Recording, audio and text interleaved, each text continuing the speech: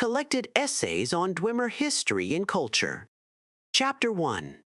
Marobar Sul and the Trivialization of the Dwemer in Popular Culture by Haspat and Tabalis. While Marobar Sul's ancient tales of the Dwemer was definitively debunked in scholarly circles as early as the reign of Kataraya I, it remains one of the staples of the literate middle classes of the empire and has served to set the image of the Dwemer in the popular imagination for generations of schoolchildren. What about this lengthy but curiously insubstantial tome has proved so captivating to the public that it has been able to see off both the scorn of the literati and the scathing critiques of the scholars? Before examining this question, a brief summary of the provenance and subsequent career of ancient tales would be appropriate. First published around 2E 670, in the interregnum between the fall of the First Cyrodiilic Empire and the rise of Tiber Septim, it was originally presented as a serious scholarly work based on research in the archives of the University of Gwilym, and in the chaos of that era was taken at face value, a sign of the sad state of Dwemer scholarship in those years. Little is known of the author, but Marobar Sul was most likely a pseudonym of Gor Felim, a prolific writer of penny dreadful romances of that era, who is known to have used many other pseudonyms.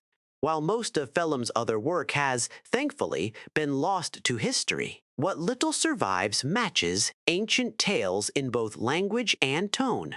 See Lomas, textual comparison of Gor Felim's, a hypothetical treachery with Marobar Sul's ancient tales of the Dwemer.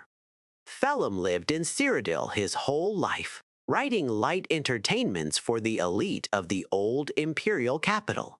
Why he decided to turn his hand to the Dwemer is unknown, but it is clear that his research consisted of nothing more than collecting the peasants' tales of the Nibene Valley and recasting them in Dwemer guise.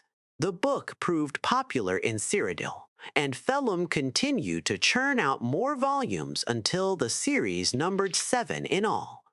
Ancient Tales of the Dwemer was thus firmly established as a local favorite in Cyrodiil, already in its 17th printing, when the historical forces that propelled Tiber Septim to prominence also began to spread the literature of the heartland across the continent.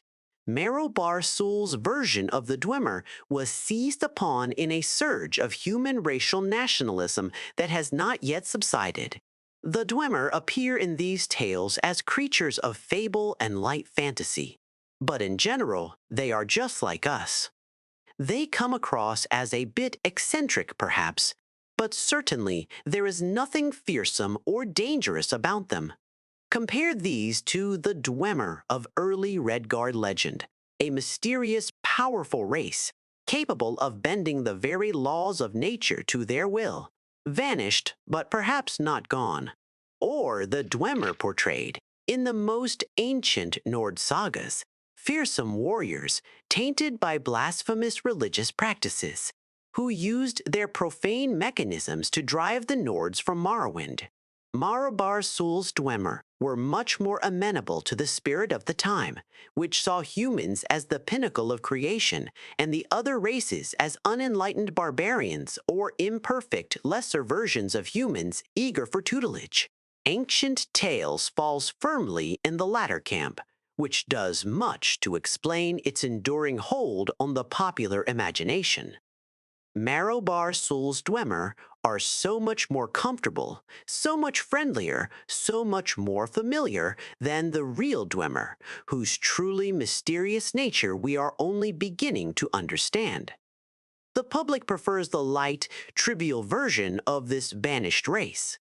And from what I have learned in my years of studying the Dwemer, I have some sympathy for that preference. As the following essays will show, the Dwemer were, to our modern eyes, a remarkably unlikable people in many ways.